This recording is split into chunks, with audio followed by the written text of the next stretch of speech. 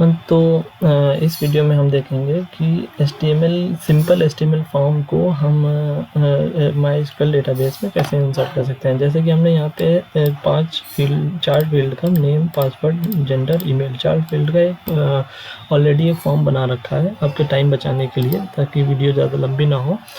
इस तरह का फॉर्म आप जो भी एचटीएमएल जानता है थोड़ी बहुत, वही बना सकता है बिल्कुल आराम से। ठीक है, तो इस फॉर्म के डेटा को हम माइस्क्ल के डेटाबेस में इंसर्ट करेंगे। माइस्क्ल कहाँ से हमको मिलेगा? तो अगर आपके पास माइस्क्ल ना हो तो यहाँ पे हम ज़ैम सर्वर डाउनलोड करते हैं। गूगल में जाएंगे और गूगल में जाने के बाद हम ज़ैम सर्वर लिखेंगे और ज़ैम सर्वर डाउनलोड करेंगे।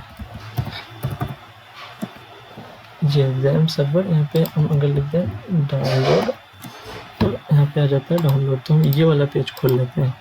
ठीक है, जैसे ये वाला पेज खोलते हैं तो यहाँ पे देखते हैं कि ये वाला जो वर्जन है, ये वाला वर्जन ये हमें डाउनलोड करना है, क्योंकि ये लेटेस्ट वर्जन है। ठीक है, ये लेटेस्ट वर्जन है विंडोज़ के लिए। लिनक्स जो यूज़ करता है वो लिनक्स के लिए कर सकता है, जो मैक यूज़ करता है एप्पल वगैरह का तो वो इसको यहाँ से डाउनलोड कर सकता है। लेकिन हम विंडोज़ यूज़ कर रहे हैं तो विंडोज़ के लिए यहाँ से डाउनलोड करेंगे। हम ऑलरेडी डाउनलोड कर चुके हैं इसे। अब इसको क्या है, इंस्टॉल, जब ये डाउनलोड हो जाएगा तो हम इसको इंस्टॉल कर लेंगे। सिंपली इंस्टॉल नेक्स्ट करके हम इंस्टॉल कर लेंगे। जब हम इंस्टॉल कर लेंगे तब यहाँ पे हमारे पास एक ऐसा कंट्रोल पैनल हमें मिल जाएगा। ठीक है, ये आपके पास स्टॉप रहेगा, ये दोनों चीज़ स्टॉप रहेंगी। इसको स्टार्ट करेंगे, इसको जैसे ही हम स्टार्ट करेंगे फिर हम अपने ये यहाँ पे ग्रीन हो जाएगा। ये जब ग्रीन हो जाएगा तो इसका मतलब बिल्कुल सब कुछ सही चल रहा है। इसको मिनिमाइज़ कर देना है, इसमें फिर कुछ नहीं करना है। तो ब्राउज़र में आना है और यहाँ पे आके लोकल होस्ट टाइप करना है। लोकल होस्ट जैसे टाइप करेंगे तो एक डैशबोर्ड खुल जाएगा ज़ैम सर्वर का। ठीक है, तो उसमें ज़ैम सर्वर में ऊपर देखिए एप्लीकेशन, FAQs और तरह तरह की चीज़ें दी हुई हैं। हमें लास्ट में क्लिक करना है PHP माई एडमिन पे। ओके, PHP माई एडमिन पे इसमें क्या होगा कि हम एक डेटाबेस बनाएंगे। ठीक है, मान लीजिए हम मतलब एक डेटाबेस बनाएंगे जिस इस फॉर्म का डेटा उस डेटाबेस में स्टोर कराएंगे। ठीक है, तो डेटाबेस बनाने के लिए हम यहाँ पे जो डेटाबेस दिख रहा है इस पर हम क्लिक करेंगे। ठीक है, अब यहाँ पे हम कोई भी डेटाबेस का नाम लिख देते हैं, जैसे कि स्टूडेंट अंडरस्कोर डेटा बेस। ठीक है, स्टूडेंट अंडरस्कोर डेटाबेस ये हम ले लेते हैं और क्रिएट कर देते हैं। जब हमने क्रिएट कर दिया तो ये पूछ रहा है डेटाबेस के अंदर टेबल किस नाम की होना चाहिए। जब क्रिएट टेबल बोल रहा है तो टेबल किस नाम से होना चाहिए, तो यहाँ पे टेबल का नाम दे देते हैं। हम टेबल का नाम दे देते हैं स्टूडेंट इन्फो नाम की टेबल देंगे। स्टूडेंट की इन्फॉर्मेशन की टेबल है तो दे देते हैं। अब इसमें कितने फील्ड हैं, कितने कॉलम हैं? 1 2 3 4 कॉलम है, तो इसमें हम 4 नहीं 5 देते हैं। ठीक है, 5 देते हैं। 5 क्यों देंगे वो हम आपको गो करने को बताएंगे। यहाँ पे आके हम गो कर देते हैं तो ये अब हमसे उन 5 कॉलम का नाम पूछ रहा है। तो 5 हमने इसलिए दिया था कि पहला हम ID देना चाहेंगे। ठीक है, ID में इंटीजर ही रहेगा और इसको यहाँ पे आके देखिए ऑटो इंक्रीमेंट लिखा हुआ है, AI ऑटो इंक्रीमेंट, इस पर क्लिक कर देंगे और कुछ नहीं करना, यानी ये ID अपने आप इंक्रीमेंट होती रहेगी। फिर यहाँ पे आके नेम लिख देंगे, सॉरी यहाँ पे आके यूज़र नेम लिख देंगे, यूज़र नेम लिख देंगे, इसका वेरिफाई कर देंगे, इसका 20 लेंथ दे देंगे। ठीक है, तो यहाँ पे आके पासवर्ड लिख देंगे और पासवर्ड में आके इसका भी वेरिफाई दे देंगे, इसका 25 इसकी लेंथ दे देंगे। ठीक है, पासवर्ड के बाद आता है जेंडर, ईमेल। ठीक है, यहाँ पे देते हैं जेंडर आता है, जेंडर में से हम मेल या फीमेल इंटर कराएंगे, यानी मेल का M और फीमेल का F। एक करेक्टर हुआ, M एक करेक्टर, F एक करेक्टर, तो हम कैर यूज़ करेंगे, कैर, और एक करेक्टर 1 डाल देंगे। ठीक है, और यहाँ पे फिर नेक्स्ट आता है लास्ट वाला ईमेल, यहाँ पे लिख देंगे ईमेल, और ईमेल भी हम वेरिफाई यूज़ कर लेंगे और इसकी लेंथ दे देते हैं 30। ठीक है, बस सिंपली कुछ नहीं करना है। यहाँ पे आके जो कॉर्नर में सेव दिख रहा है इसको सेव कर देते हैं। आपकी टेबल क्रिएट हो गई। अब यहाँ से कुछ नहीं करना है, अब इसको मिनिमाइज़ कर दीजिए। अब हमें एक फॉर्म तो क्रिएट ही कर लिया है। ठीक है, फॉर्म अब क्रिएट कर ही लेंगे, नहीं क्रिएट कर पाएंगे तो आप कमेंट कर दीजिएगा, हम फॉर्म क्रिएट करना बता देंगे। बस फिर जहाँ पर फॉर्म टैग हमने यूज़ किया होगा वहाँ पे हम एक्शन लगा देंगे, एक्शन वो फाइल का नाम है जो हम कनेक्शन के लिए यूज़ करेंगे PHP की। तो हमने पहले से ही बना रखा है, तो insert to.php और मेथड पोस्ट इसलिए लिया है कि हम इस सारी वैल्यूज़ को आगे भेजेंगे। पोस्ट मतलब आगे भेजना, और पोस्ट से ही हम रिसीव करेंगे। तो हमने यहाँ पे हमने बना रखी है इंसर्ट, मतलब फाइल कनेक्शन, मतलब डेटाबेस में इंसर्ट करने के लिए फाइल बना रखी है। उसमें ये क्या है, यहाँ पे हमने PHP टैग लगाया है। PHP यानी PHP का फाइल यहाँ से शुरू हो रही है, ठीक है। ये यहाँ पे इस तरह से शुरू होती है, और यहाँ पे लास्ट में जब PHP बंद करना होता है तो लास्ट में इस तरह से बंद कर देते हैं, ठीक है। अब क्या किया है देखिए, डॉलर यूज़र नेम, ठीक है। ये जो हमने जो नेम दिया था, user name, name password, name gender, email, ठीक, इन्हीं के नाम से, नेम से हमने यहाँ पे सारी चीज़ें ये क्या किया, पोस्ट किया था। यानी इस फॉर्म को हमको आगे भेजना है, पोस्ट करना है पोस्ट मेथड से। हमने आगे भेजा पोस्ट से, और पोस्ट से ही रिसीव किया हमने। यहाँ पे देखिए, यूज़र नेम को रिसीव किया, पासवर्ड को रिसीव किया, जेंडर को रिसीव किया, ईमेल को रिसीव किया, ओके।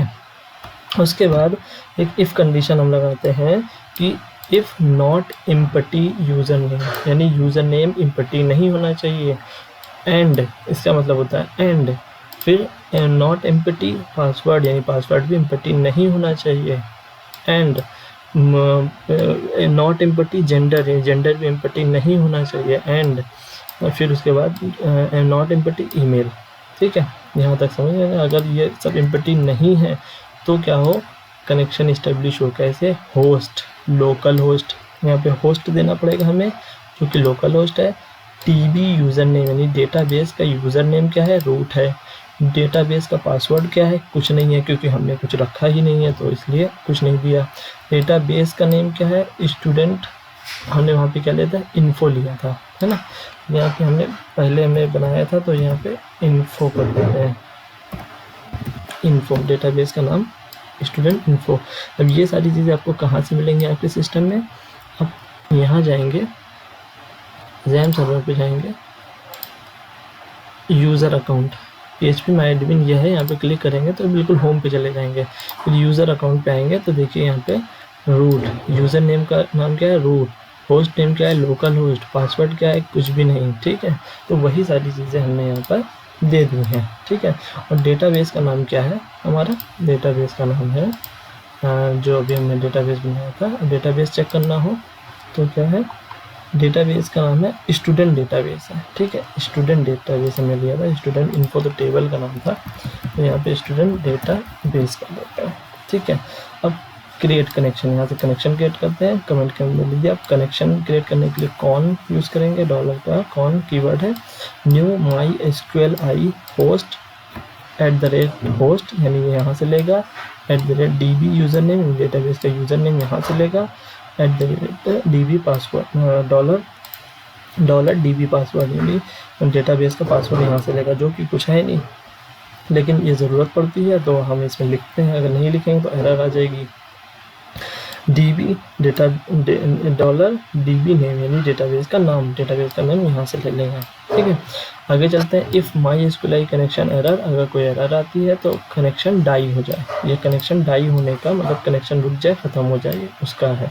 और अगर चल जाता है, कनेक्शन हो जाता है, एल्स में कनेक्शन हो जाता है तो सेलेक्ट क्वेरी चलनी चाहिए। सेलेक्ट क्वेरी क्या, select email from register where email, ठीक है।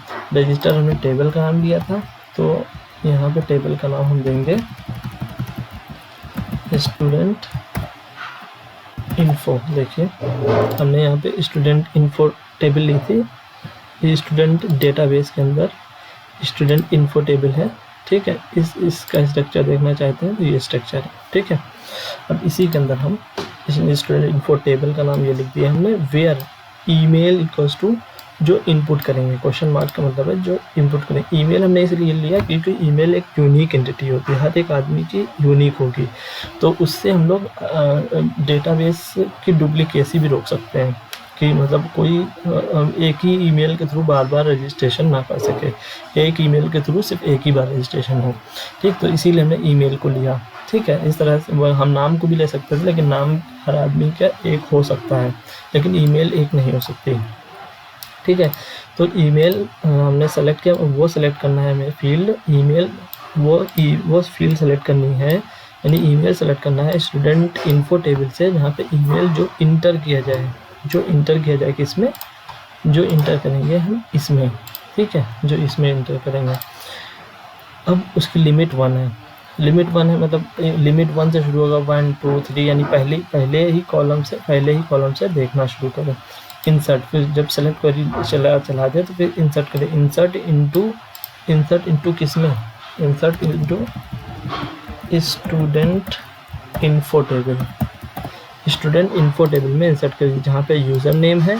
अब यहाँ पे टेबल का स्ट्रक्चर हमें बताना पड़ेगा कि टेबल किस हिसाब से हमने रखे। अगर यूज़र नेम पहले रखा है तो पहले उसको रखना पड़ेगा, पासवर्ड उसके बाद रखा है तो उसके बाद पासवर्ड दिखाना पड़ेगा, जेंडर रखा है तो जेंडर, ईमेल रखा है तो ईमेल। अगर टेबल में ईमेल पहले है जेंडर बाद में है तो हमको ईमेल पहले रखना होगा, जेंडर, यानी सीक्वेंस जैसा टेबल में हमने यहाँ पे लिया है, ये जैसा ये सीक्वेंस है वही सीक्वेंस हमको यहाँ पर भी रखना है, ठीक है। याद रहे हम आईडी नहीं रखेंगे, क्योंकि आईडी ऑटो इंक्रीमेंट होगी यहीं पर से, ठीक है। तो हम आईडी नहीं रखेंगे, जो हमने दिया है user name, password, gender, email, बस वही। और उसकी वैल्यूज़ क्या होनी चाहिए, क्वेश्चन मार्क, यानी 4 कॉलम है तो 4 क्वेश्चन मार्क हमने रख दिया। क्यों, जो चीज़ इंटर की जाएगी वो स्टोर होगी, जो चीज़ वैल्यू यहाँ देंगे वो नहीं, ठीक है। प्रिपेयर स्टेटमेंट चलाते हैं, यहाँ से हमने कनेक्शन इस्टेब्लिश किया सेलेक्ट का प्रिपेयर हो जाए सेलेक्ट स्टेटमेंट, फिर बाइंड हो जाए ईमेल के थ्रू, वो बाइंड हो जाए, एक पैरामीटर एस दे दिया हमने कि एस एक पैरामीटर लेके वो बाइंड हो जाए, फिर वो जो सेलेक्ट वाली क्वेरी है वो एग्जीक्यूट हो जाए, फिर जो रिज़ल्ट है वो उसका जो है ईमेल में स्टोर हो जाए। जब ईमेल में स्टोर हो जाएगा तो वो रिज़ल्ट जो है मतलब ईमेल के थ्रू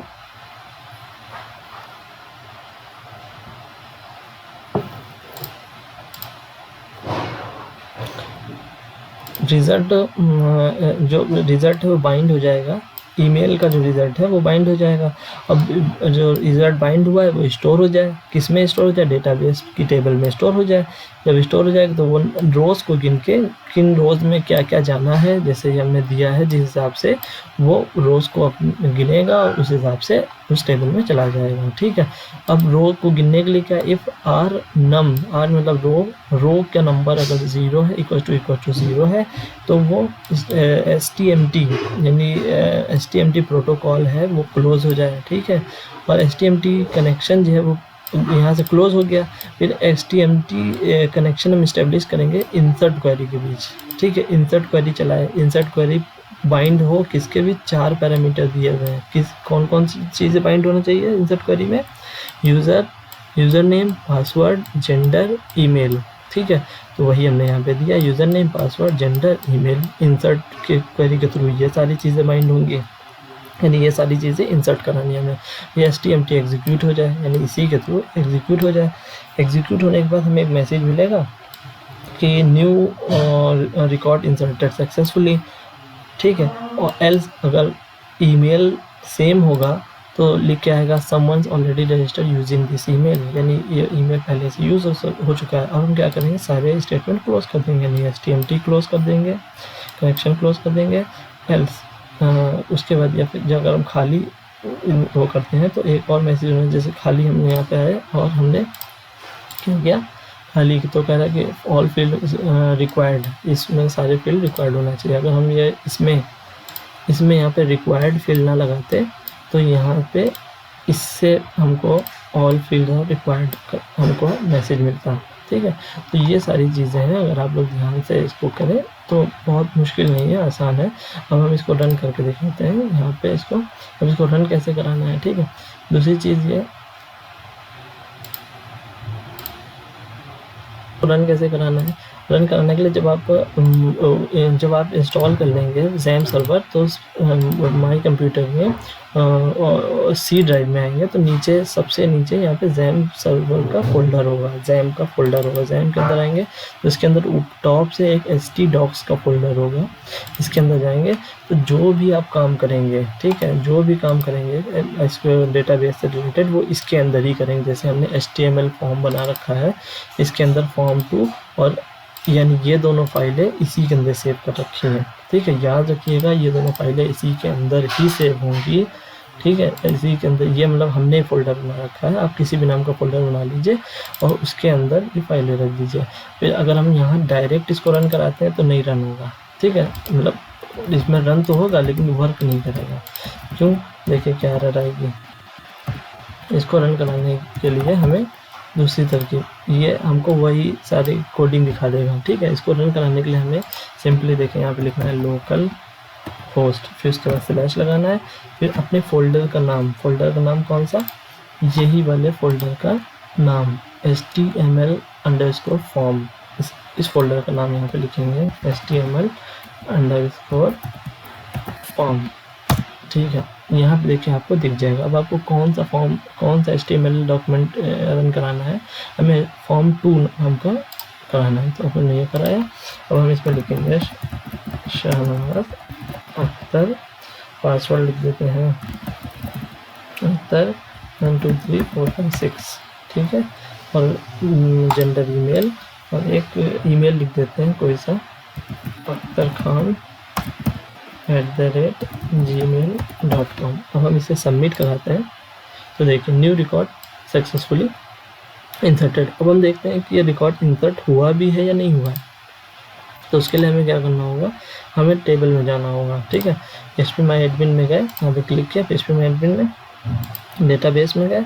अब वो टेबल खोलेंगे, table database student database student info, ये टेबल है, इसके अंदर हम क्लिक करते हैं। अगर इंसर्ट हुआ होगा तो इसमें दिखाएगा।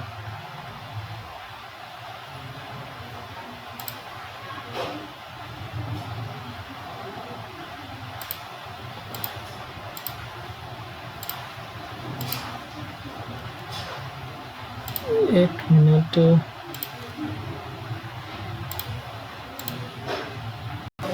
तो चलिए इसको रन करा के देख लेते हैं। रन कराने का तरीका इसमें यह है कि जब हम यहाँ पर आएंगे, यहाँ पे लिखेंगे लोकल होस्ट, और हमने आपको बताया कि यहाँ पे उस फोल्डर का नाम लिखेंगे जो कि यहाँ पर होगा, जो जैम सर्वर के अंदर होगा, यानी सी ड्राइव में जैम सर्वर, सी ड्राइव में जैम सर्वर, और htdocs के अंदर जो फोल्डर हमने बनाया होगा, ये हमने बनाया है। आप किसी भी नाम का बना सकते हो। हम HTML फॉर्म पे काम कर रहे थे डेटाबेस पे, तो हमने HTML फॉर्म के नाम का नाम फोल्डर बना लिया। इसके अंदर जो भी हमने डालेंगे, ठीक है, इस पर हम कुछ टेस्टिंग कर रहे थे, और फिर ये वाला फाइनल है, ये वाला। अब इसको हम रन कराएंगे, यहाँ से डायरेक्ट रन कराएंगे तो रन नहीं करेगा, हमने आपको दिखाया था। और इसको यहाँ से रन कराने के लिखेंगे लोकल होस्ट स्लैश उस फोल्डर का नाम, तो ये फोल्डर हमारे पास, ये फाइल्स हमारे पास खुल जाएंगे। अब हम फॉर्म 2 खोलते हैं। अब इसमें हम लिखते हैं सलमान खान। ठीक है, सलमान खान नाम लिखते हैं और पासवर्ड लिख देते हैं सलमान @12345। ठीक है, मेल लिख देते हैं, और एक सलमान खान की एक ईमेल आईडी लिखते हैं सलमान खान @gmail.com। ठीक है, अब इसे सबमिट कराते हैं। सबमिट कराने पर क्या होना चाहिए, ये पूरा डेटा डेटाबेस में सेव हो जाना चाहिए। तो इसको हम जैसे सबमिट करेंगे तो लिख के आया न्यू रिकॉर्ड इंसर्टेड सक्सेसफुली, जो कि हमने यहाँ पे दिया हुआ था मैसेज, यानी न्यू रिकॉर्ड इंसर्टेड सक्सेसफुली, ये आ गया। अब हम देखते हैं डेटाबेस में ये डेटा आया कि नहीं आया। अब हम जाते हैं phpMyAdmin में, डेटाबेस में, और स्टूडेंट डेटाबेस में स्टूडेंट इन्फो नाम की हमने जो टेबल बनाई थी, इसमें चेक करते हैं। तो ये देखिए दूसरे नंबर पे आ गया है सलमान खान, ये पहले हमने टेस्ट किया था तो वो आया था। दूसरे नंबर पे आया सलमान खान, सलमान @12345, और जेंडर का मेल आया है, और सलमान खान @gmail.com आया है। ठीक है, इसी तरह से हम एक फ़ीमेल वाला भी देख लेते हैं। यहाँ पे हम सलमान खान की जगह लिख देते हैं कोई लड़की का नाम लिख देते हैं रानी, और पासवर्ड लिख देते हैं उसका रानी @0015 कुछ भी लिख देते हैं, और इसमें लिख देते हैं फीमेल, और यहाँ पे लिख देते हैं रानी @yahoo.co.in। ठीक है, अब हम इसे सबमिट करते हैं, ये भी सबमिट हो गया सक्सेसफुली। ठीक है, अब फिर हम डेटाबेस में आते हैं। अब हम बार बार पीछे जाने की ज़रूरत है, यहाँ पे रिफ्रेश कर देंगे तो ये देखिए 3 नंबर पे आ गया रानी @0016। हाँ, 5 दबाया था, 6 हो गया, कोई बात नहीं। और देखिए फीमेल आ गया, फीमेल का और ईमेल आ गया रानी @yahoo.co.in। ठीक है। इस तरह से आप बहुत सारे मतलब बहुत बड़ा भी डेटा, बहुत बड़ी, जैसे हमने 4 फील्ड लिया है, ऐसे बहुत बड़ा भी फॉर्म होगा तो कोई नहीं, बस इसमें जो कुछ भी हमने 4 लिया है, जैसे कि 4 चीज़ें ली हैं तो आप 10 चीज़ें ले लीजिएगा।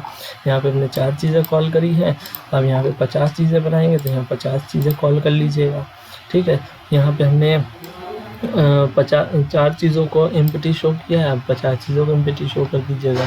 ठीक है, तो फॉर्म जैसा भी आप फॉर्म बनाना चाहें वो आपके ऊपर है। बाकी यहाँ से लेकर यहाँ तक बिल्कुल सेम ही यूज़ होगा, कुछ अलग नहीं होगा, पर जो कुछ चेंज होगा यहाँ पे चेंज होगा। और आपका स्टूडेंट जो टेबल का नाम होगा वो चेंज होगा, जो डेटाबेस का नाम होगा वो चेंज होगा, बाकी सेम रहेगा।